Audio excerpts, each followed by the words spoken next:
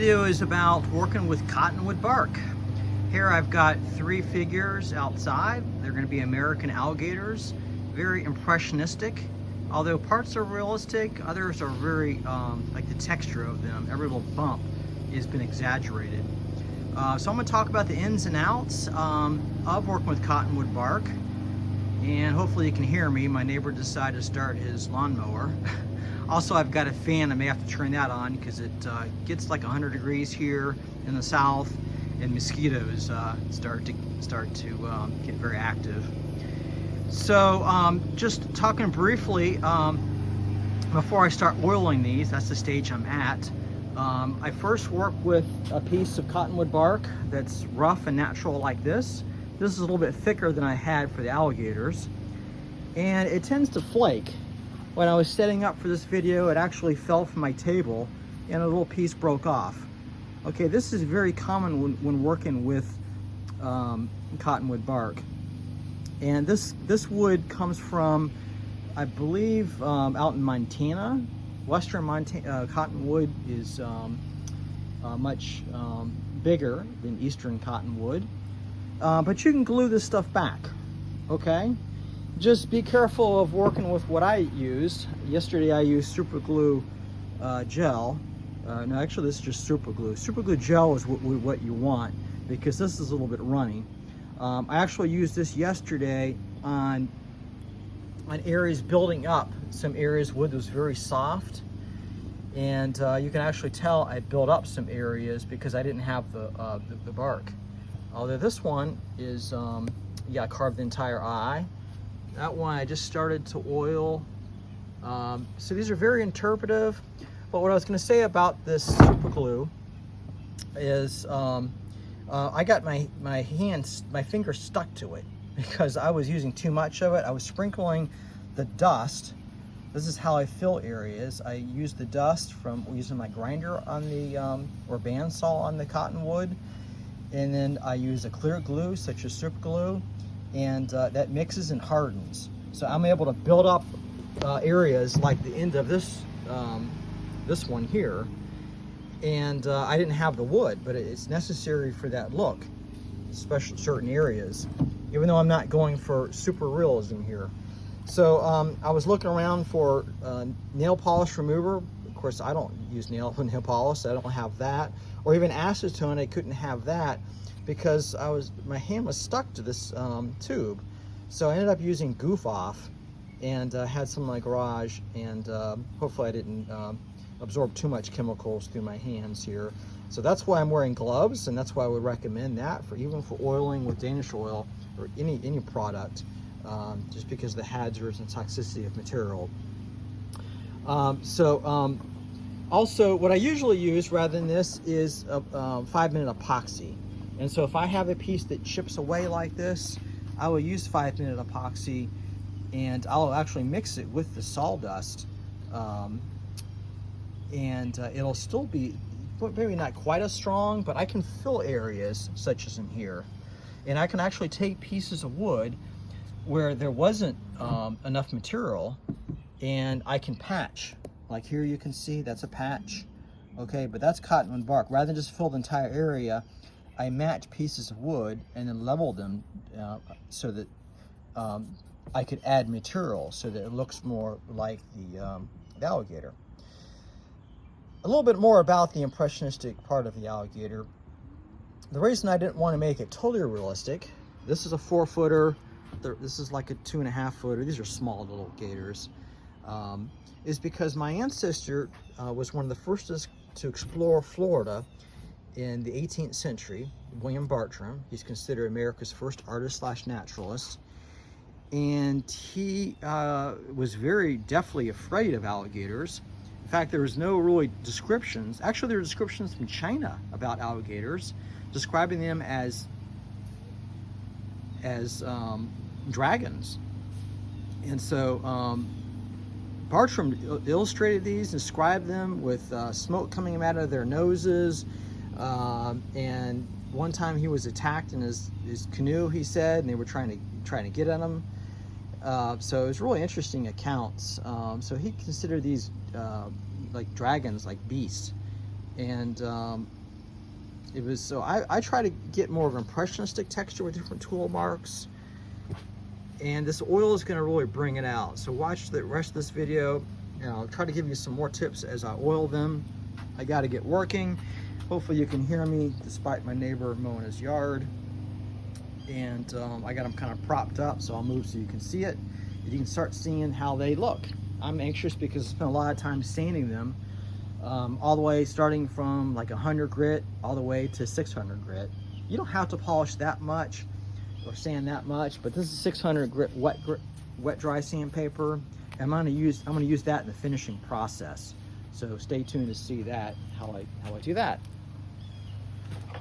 Thanks a lot for subscribing to my channel. So I just poured a little oil in a little tin can here, and I am gonna start soaking away.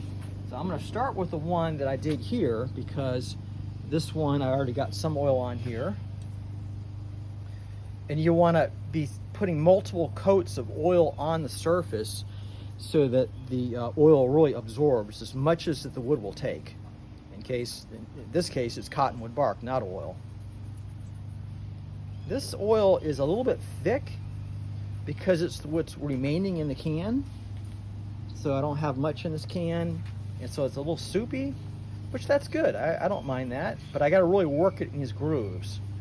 I really wanna see how this texture comes out. Now there's existing bark that I'm leaving, just natural. So I smooth the back of the piece because these are all wall hangings. And it turns very dark, and I actually like that contrast. I might not do it everywhere, but I want to put that oil in all these little grooves, but maybe leave some highlights and not oil everything. Okay, I haven't quite done that yet because I'm oiling quite a bit here. We'll see. This doesn't have a lot of natural bark, but the others do. So stay tuned to see how these guys finish up. I really like this one here, a bigger one. In fact, on this one, this little piece flaked off right here, and look, it looks like an alligator when I started carving it. And I saved that piece. There it is. Look at that. So I got a little baby alligator. It's going to be in there.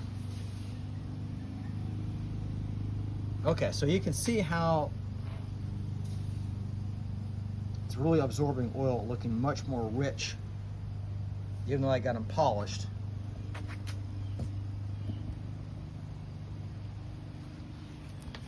Okay, let's keep looking at that here.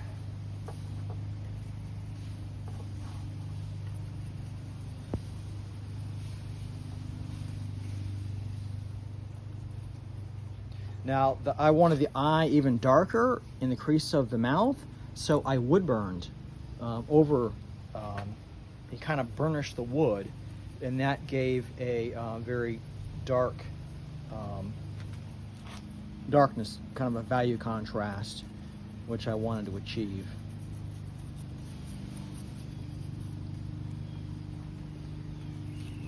Hopefully you can see that okay. Yeah, I'm liking how this is all about texture. So when you design a piece, you look into the elements of design: the color, the shape, the form, the texture, the light, the color. Even time is an element. Unfreezing a moment of time. But this one's really tactile, really different textures, and I just had fun with it. It's not all accurate. I did look from photographs, but I work mainly from memory because I've had some quite a few experiences with alligators, especially lately, doing a couple artisan residencies in the low country of South Carolina. You can watch those videos where I'm exploring. People call me a modern day Bartram because I'm exploring the South just like Bartram did in the 18th century.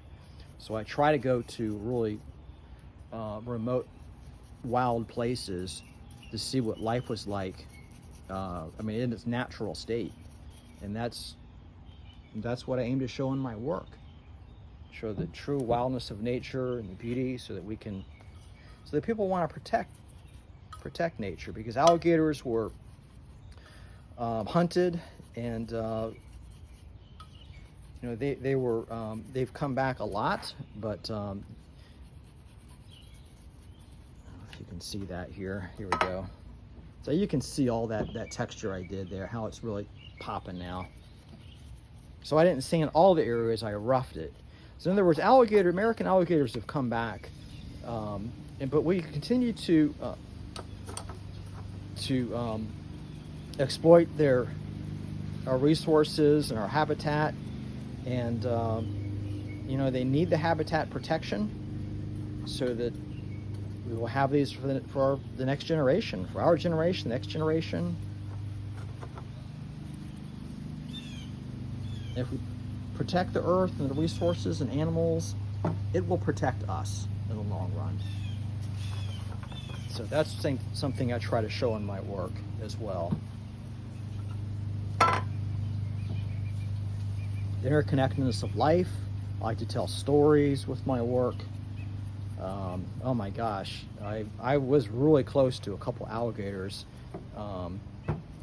One time I was just rounding a corner of the Great Salt Pond and Spring Island, South Carolina, and I was bird watching, looking at a rookery with herons and egrets. And I'm not used to, I was borrowing a bicycle, I'm not used to a bicycle with a kickstand, so I kind of I was trying to be quiet so I wouldn't disturb the birds, but the bicycle ended up falling because I didn't have the kickstand working 100%, wasn't balanced, and the American alligator was, I mean, a good 7-8 footer, a big one, was just about 10 feet from me. And I scared it, actually, which is a good thing they were scared, because it jumped in the water, and it was scary because it could have ran towards me because they're fast. And that was just after seeing a great blue heron up close in a tree, roseate spoonbills feeding. It was just amazing. Okay, so I got to oil up. Get some more oil here, but look how richer that is compared to what I was doing. So the next thing I'm going to do the back too. I always sand the back of my sculptures, okay? But the next thing I do is get sandpaper like this, and then I really try to work it in. I try to go with the grain, and work those highlights. And you want to do this within like 15 minutes of putting it on. So I'm not oiling them all at once. I'm just doing it one at a time here. Because this is, again, very soupy oil, and it's setting up. It's awfully warm out here. Fortunately, the bugs haven't started biting me yet. And that is a problem in the low country, the insects. I got eaten alive. But fortunately not by the alligator. Here he is. Stay tuned to see the finished video when I'll show you close-ups of all these. Thanks a lot for watching and subscribing, and I'll give you more tips as you watch.